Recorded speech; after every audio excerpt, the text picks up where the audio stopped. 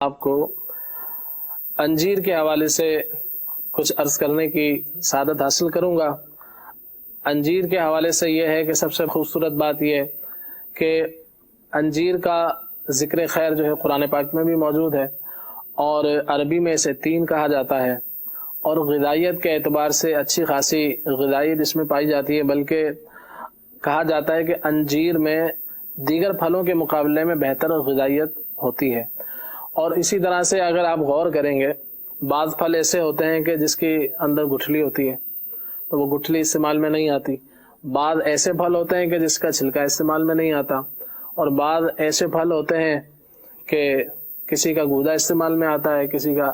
جیسے الگ الگ بعض پھلوں کی بعض چیزیں استعمال میں آتی ہیں، بعض چیزیں نہیں آتی۔ مگر اگر آپ دیکھیں گے کہ انجیر جو ہے یہ مکمل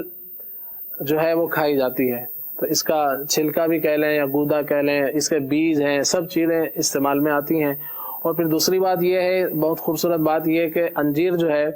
یہ کھانے میں بھی آسان ہے، کہ جس طرح بندہ روٹی کھاتا ہے اس کا ایک لقمہ جو کھاتا ہے تو تقریباً آدھے لقمے کے برابر جو انجیر جو ہے یہ بنتی ہے، اور یہ کھانا بھی آسان ہے، اسی طرح سے غذائیت بھی اس میں بھرپور ہوتی ہے۔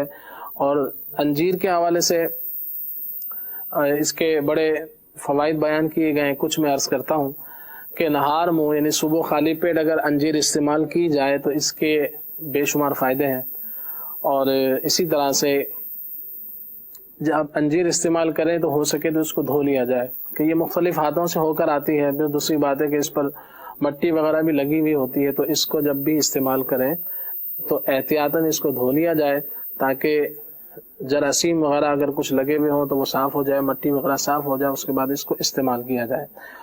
تو انجیر کے حوالے سے میں کچھ عرض کرتا ہوں۔ انجیر جو ہے گلے کی بیماریوں کے حوالے سے بہت زیادہ مفید ہے، اس کا استعمال اگر مسلسل کیا جائے تو گلے کے حوالے سے بہت زیادہ فائدہ مند ہے۔ اسی طرح سے انجیر جو ہے یہ بلغم کو خارج کرتا ہے۔ اسی طرح سے پیشاب آور بھی ہے، کہ پیشاب کو یہ لاتا ہے، پیشاب اس سے کھل کر آتا ہے، اور تلی کا اور جگر کا ورم بھی اس سے دور ہوتا ہے، اور گردے اور مثانے کی پتھری میں بھی یہ مفید ہے۔ اسی طرح سے جو لوگ کمزور ہوتے ہیں ان کے بدن کی کمزوری بھی انجیر سے دور ہوتی ہے۔ اسی طرح سے چہرے کی رنگت کو یہ نکھارتا ہے۔ بعض لوگوں کو ہوتا ہے معدے کا پرابلم، کچھ کھاتے ہیں تو پیٹ میں تکلیف ہو جاتی ہے، صحیح سے کھانا ہضم نہیں ہوتا، تو ایسے لوگ بھلے خواہ گرمی ہو یا سردی ہو دونوں میں اس کا استعمال کیا جا سکتا ہے، کیونکہ انجیر ہے پیٹ کو صاف کرتی ہے، یعنی اس سے قبض دور ہوتا ہے، تو انشاءاللہ عز و جل گرمی میں بھی یہ مفید رہے گی اور سردی میں بھی یہ مفید ہے۔ تو اگر کسی کے جیسے پیٹ کی خرابی ہے تو وہ کیا کرے، 3 انجیر دوپہر اور رات کے کھانے کے بعد 3 انجیر کھانے کی عادت بنا لیں، تو انشاءاللہ عز و جل پیٹ کے معاملات جو ہے بہت حد تک انشاءاللہ عز و جل بہتر ہو جائیں گے۔ اسی طرح سے یہ پھل جو ہے دل کے حوالے سے بھی مفید ہے۔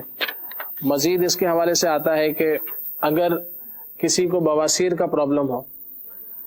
پائلز کا پرابلم ہو، خونی ہو یا بادی ہو، اس میں بھی اس کو استعمال کیا جاتا ہے۔ اس کا طریقہ کار کیا ہے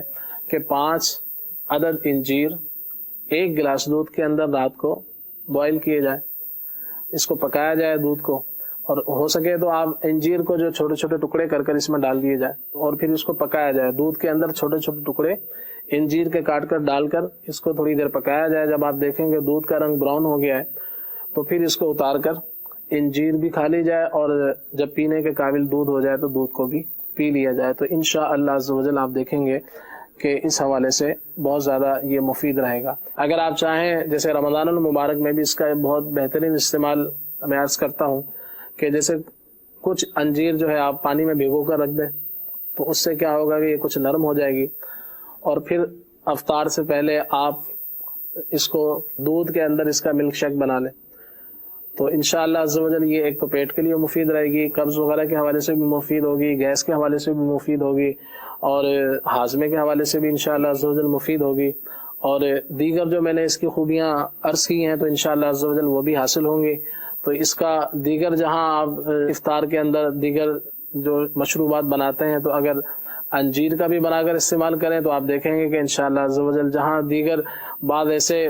بازاری مشروبات ہوتے ہیں کہ جو پیٹ کے اندر جا کر تکلیف کا باعث بنتے ہیں بعض اوقات،